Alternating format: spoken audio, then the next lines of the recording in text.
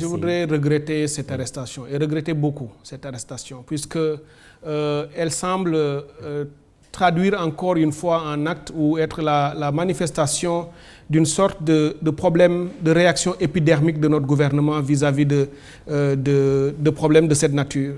Lorsqu'on essaye de pointer du doigt la malgouvernance caractéristique, et moi je n'ai pas seulement dit ça, comme l'a dit Boubacar Seye sur un plateau de télé ou de radio ou autre, j'ai fait tout un livre pour le dire, que la malgouvernance et la corruption sont systémiques au Sénégal et que le détournement, c'est depuis la nuit des temps dans notre pays, depuis l'indépendance, et le système est calibré comme cela.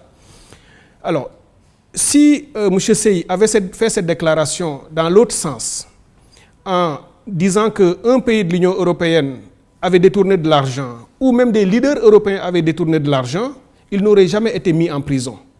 Il aurait été écouté probablement, on aurait trouvé des mécanismes pour en parler, et si ce qu'il a dit est avéré, les gouvernements auraient utilisé cela comme condition ou comme opportunité pour résoudre ce problème.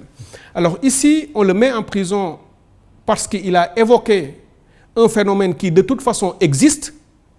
Détournement de ressources publiques est un fait consubstantiel à la gestion administrative et politique au Sénégal. S'il a dit que les fonds destinés à la gestion des problèmes migratoires, ce sont ces fonds-là qui ont été détournés, il appartient au président, pas à ce niveau, mais en tout cas au gouvernement, d'apporter la preuve que cela n'a pas été le cas. Puisque si on rentre dans une logique, il n'a pas pointé quelqu'un concrètement pour dire que c'est une personne. Il a parlé dans le général. Et je n'arrête pas, comme d'autres acteurs le disent tout le temps, sur la gestion de nos ressources publiques par le gouvernement et tout ce qui tourne autour du gouvernement.